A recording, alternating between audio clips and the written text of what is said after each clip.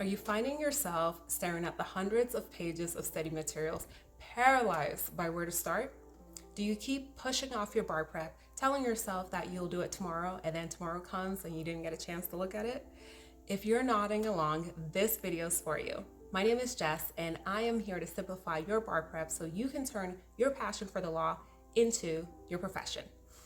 Let's get real for a second. You're probably looking at your calendar right now thinking, oh snap, as you count down the weeks onto the bar exams, 8 more weeks onto the barrister, 10 more weeks onto the solicitor.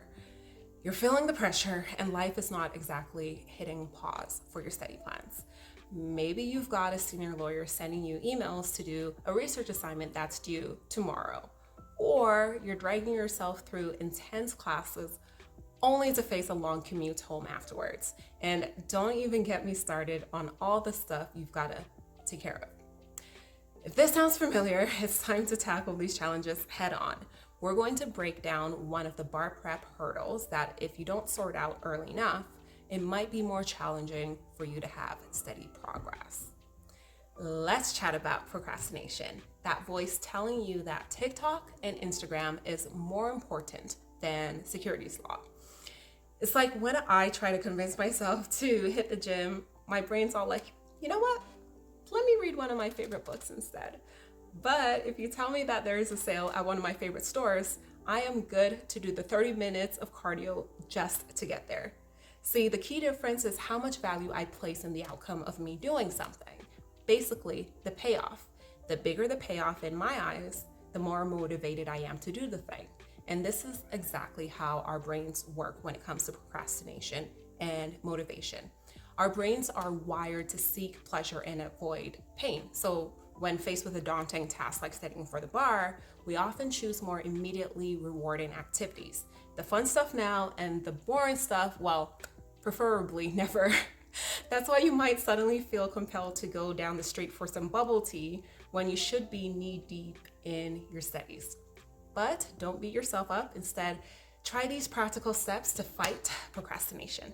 Number 1, break down a task into smaller, manageable tasks. This reduces that overwhelming feeling where you don't know where to start, and it increases your confidence.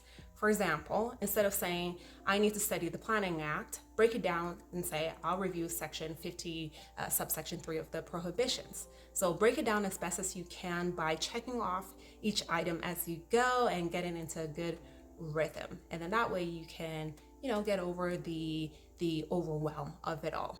And that leads to point number 2, create a reward system. Give yourself small treats for completing study sessions, but don't let the reward be too great to sidetrack your attention. Maybe it's spending 15 minutes watching your favorite TV show or YouTube video after 2 hours of solid studying. But I would not recommend doing something that would be hard for you to disconnect from when that reward time is up. Number 3, and this is a very important one, have a source of inspiration or visualize how you will feel once you complete that task. Think about what you're working towards and also all the work you've put in so far to get to the point you're at now. You have come so far to let anything stand between you and the profession that you have been eyeing for years. And since our minds typically like to avoid pain, you could also look at the extreme and think, okay, well, I don't want to have to go through the process of writing the bar exam again. So the payoff in that case would be not having to go through those emotions, spending that time for a rewrite, the energy and all of that. And that could be your source of inspiration. Number 4, have an accountability partner. That could be a friend or a family member or even a partner. Invite them along your journey and tell them your goals for that week or for that day so that they can hold you to them. Knowing someone else is counting on you can be a powerful motivator. Now, if you don't want to find an accountability partner, or maybe there isn't one that you find pretty reliable, there are virtual co-working sessions that you can join online, and at least you'll have that group. You'll be able to share your progress, share your goals with them, and that will also motivate you to stay on track to keeping your goals. Number 5, minimize distractions. Set up your study environment so that it works for you and not against you.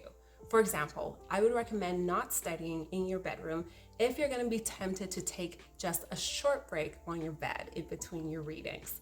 Or Don't have your phone next to you if you're going to be very distracted by the notifications coming through. You know, the notifications where it's like someone's posted a story, someone made a comment, all of that kind of stuff. You want to keep your study environment clear from that. Now, I want you to do something for me.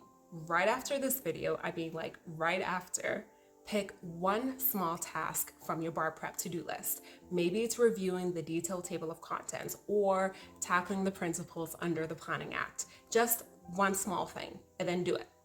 Take that first step, because here's the thing, action beats procrastination every single time. All right, so if you found this video helpful, please give it a like or a thumbs up if you're on YouTube, and drop a comment below with your favorite procrastination beating strategy. All right, let's help each other out. Until the next time.